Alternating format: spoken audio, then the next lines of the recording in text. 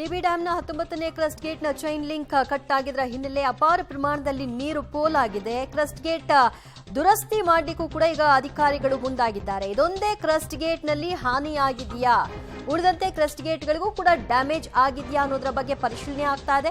ಇದುವರೆಗೂ 7 ಟಿಎಂಸಿ ನೀರನ್ನ ಬಿಡುಗಡೆ ಮಾಡಲಾಗಿದೆ ಎನ್ನುವಂತಹ ವರದಿಯನ್ನು ಕೂಡ ಕೊಟ್ಟಿದ್ದಾರೆ. ಡ್ಯಾಂನ 32 ಕ್ರಸ್ಟ್ ಗೇಟ್ಗಳಲ್ಲಿ 29 ಕ್ರಸ್ಟ್ ಗೇಟ್ ಓಪನ್ ಆಗಿದೆ. ರಾತ್ರಿ ಹೊತ್ತಿಗೆ 2 ಲಕ್ಷ ಕ್ಯೂಸೆಕ್ ನೀರನ್ನ ಹೊರಕ್ಕೆ ಬಿಡಬೇಕಾದಂತಹ ಅನಿವಾರ್ಯತೆಯೂ ಕೂಡ ಬರಬಹುದು ಅಂತ ಅಧಿಕಾರಿಗಳು ತಿಳಿಸಿದ್ದಾರೆ. ಸದ್ಯ ಡ್ಯಾಂನ ಕ್ರಸ್ಟ್ ಗೇಟ್ ಚೈನ್ ಲಿಂಕ್ ಒಂದು ಓಪನ್ ಆಗಿದ್ದರ ಪರಿಣಾಮವಾಗಿ ಆಗಿರುವಂತಹ ಅವಾಂತರ ಅಪಾರ ಪ್ರಮಾಣದಲ್ಲಿ ನೀರು ನದಿಗೆ ಹರಿದು ಹೋಗ್ತಾ ಇದೆ. ಸೊ ಇನ್ನೂ ನೀರು ಮುಂದಕ್ಕೆ 2 ಲಕ್ಷ ಕ್ಯೂಸೆಕ್ ನೀರು ಜಲಾಶಯದಿಂದ ಹೊರಕ್ಕೆ ಬಿಡಬೇಕಾದಂತಹ ಸಂದರ್ಭ ಬರಬಹುದು ಅಂತ ಹೇಳ್ತಿದ್ದಾರೆ. ಮತ್ತಷ್ಟು ಮಾಹಿತಿ ಪಡೆಯೋಣ ನಮ್ಮ ಪ್ರತಿನಿಧಿ ಅಮರೇಶ್ ಇಂದ. ಅಮರೇಶ್, ಅಧಿಕಾರಿಗಳ ವರ್ಷನ್ ಏನು? ಅಂದ್ರೆ ಇದು ಈಗ ಸಡನ್ ಆಗಿ ನಿನ್ನೆ ರಾತ್ರಿ ಆಗಿರೋದು ಅಥವಾ ಮುಂಚೆನೆ ಇದಕ್ಕೆ ಸಂಬಂಧಪಟ್ಟ ಹಾಗೆ ಡ್ಯಾಮ್ ಮ್ಯಾನೇಜ್ಮೆಂಟ್ ಅಥಾರಿಟಿ ಏನಾದರೂ ಒಂದು ಸಲಹೆಯನ್ನ ಕೊಟ್ಟಿತ್ತಾ? ಅದರ ನಿರ್ಲಕ್ಷ್ಯ ಏನಾದರೂ ಕಾಣಿಸ್ತಾ ಇದೆಯಾ, ಹೇಗೆ? ದಿವ್ಯ ಜ್ಯೋತಿ, ಇಲ್ಲಿರ್ತಕ್ಕಂಥ ಅಧಿಕಾರಿಗಳ ದಿವ್ಯ ನಿರ್ಲಕ್ಷ್ಯತನದಿಂದಾಗಿನೇ ಇವತ್ತು ತುಂಗಭದ್ರಾ ಜಲಾಶಯಕ್ಕೆ ಈ ಪರಿಸ್ಥಿತಿ ಬಂದಿದೆ. ಯಾಕಂದ್ರೆ 2022ರ ನಂತರದಲ್ಲಿ ಇದೇ ಮೊದಲೇ ಬಾರಿಗೆ ಜಲಾಶಯ ಭರ್ತಿ ಆಗಿತ್ತು. ಅಂದ್ರೆ 23ರಲ್ಲಿ ಕೂಡ ಜಲಾಶಯ ಭರ್ತಿ ಆಗಿರಲಿಲ್ಲ.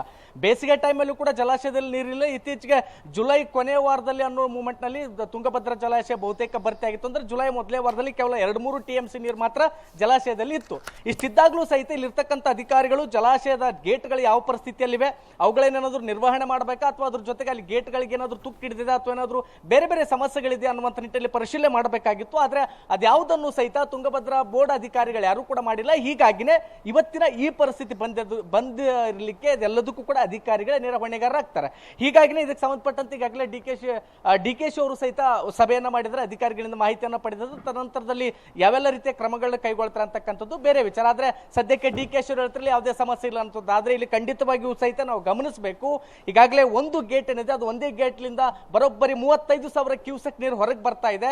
ಹೀಗಾಗಿನೇ ಆ ಒಂದು ಬ್ಯಾಲೆನ್ಸ್ ಮಾಡಬೇಕು ಅನ್ನುವಂಥ ನಿಟ್ಟಿನಲ್ಲಿ ಈಗ 28 ಗೇಟ್ಗಳನ್ನ ಓಪನ್ ಮಾಡೋದ್ರ ಮೂಲಕ ಅಧಿಕಾರಿಗಳು ನೀರನ್ನ ರಿಲೀಸ್ ಮಾಡಿದ್ದಾರೆ. ಒಂದು ವೇಳೆ ಎಲ್ಲಾ ಗೇಟ್ಗಳನ್ನ ಓಪನ್ ಮಾಡದೇ ಇದ್ರೆ ಒಂದೇ ಗೇಟ್ಗೆ ಸಾಕಷ್ಟು ಪ್ರೆಷರ್ ಆಗುತ್ತೆ. ಅದರ ನಂತರದಲ್ಲಿ ಬೇರೆ ಗೇಟ್ಗಳಿಗೂ ಸಹಿತ ಸಮಸ್ಯೆ ಆಗ್ತಕ್ಕಂಥ ಸಾಧ್ಯತೆಗಳಿರುತ್ತೆ.